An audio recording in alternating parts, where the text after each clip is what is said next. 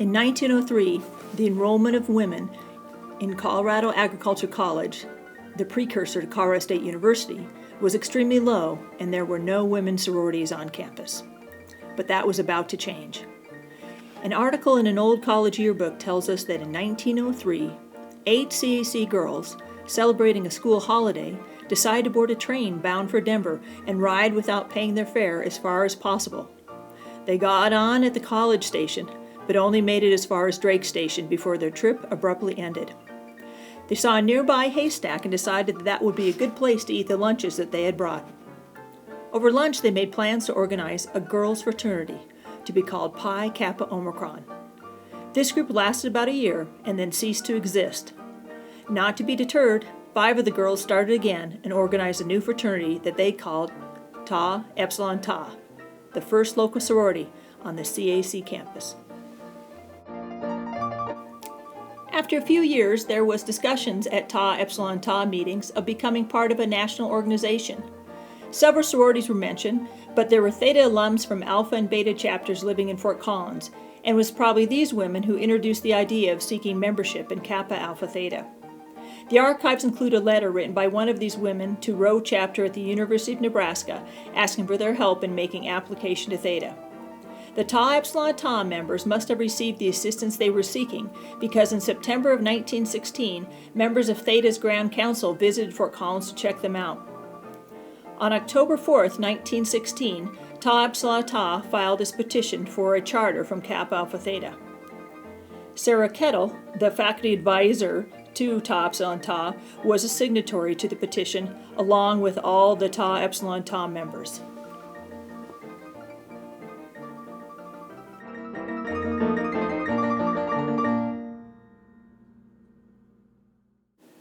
Among the persons supporting the petition included the Governor of Colorado, George A. Carlson, Colorado Agricultural College President, Charles Laurie, and the Dean of Women, Virginia Corbett.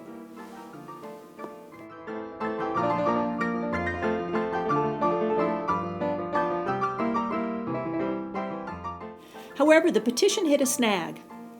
Current Theta chapters had to approve the invitation to join the fraternity, and the vote came back 38 yes and 1 no. The representative from Omega chapter at the University of California was not impressed by this small agricultural college and didn't think it deserved a Theta chapter.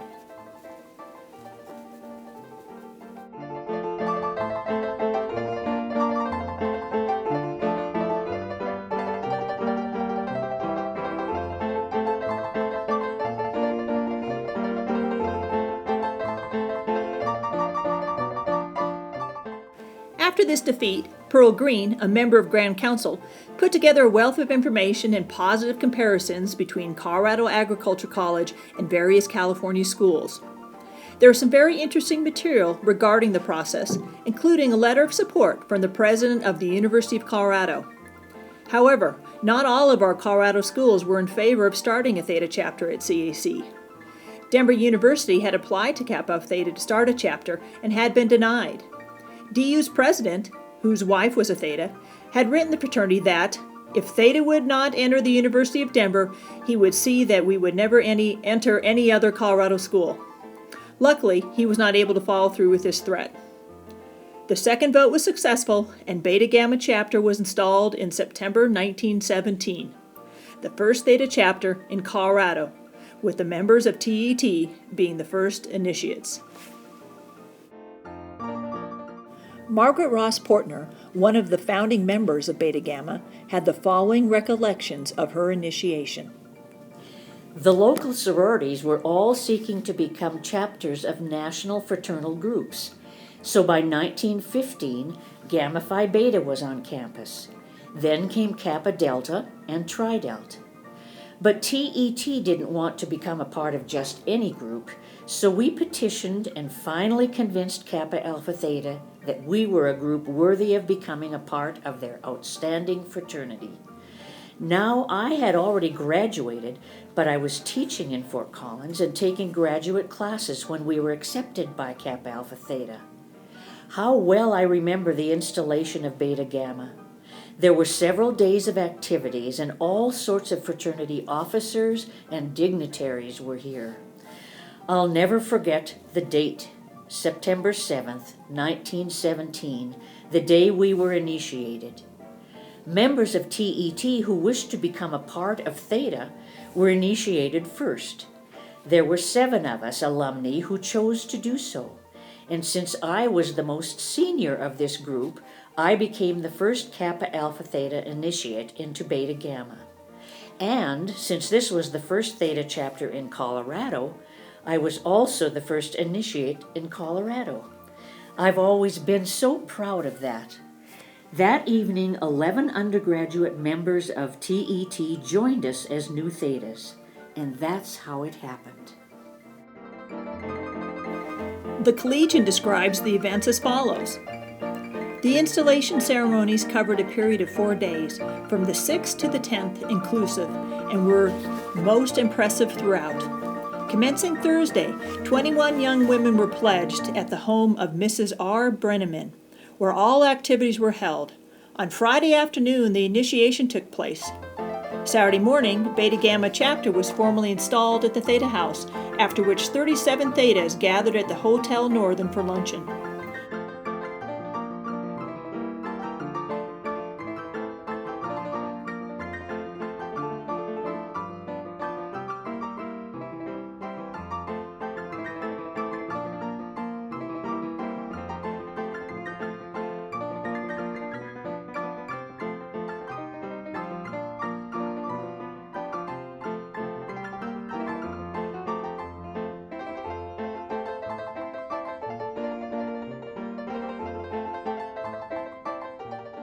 A new initiate remembers as follows. Friday afternoon, the alumni were initiated at Mrs. Brenneman's. We were banished to the attic and ordered to frequent the alley rather than use the front entrance. Soon our time came, and the alumni had nothing on us when it came to quaking. Every step outside the room jerked our hearts dangerously near our mouths. After interminable waiting, we were led downstairs, each madly praying for a sixth sense to preserve our self-respect and balance on the endless stairs. Out into the street and over to Mrs. B's we were led. Here, sweet music changed our awe to reverence, and miles of pitch-black passages bewildered us and convinced me that it was no house, but a labyrinth. Hitting a wall full force, I remember stopping and hearing a sweet, low voice utter mystic sounds.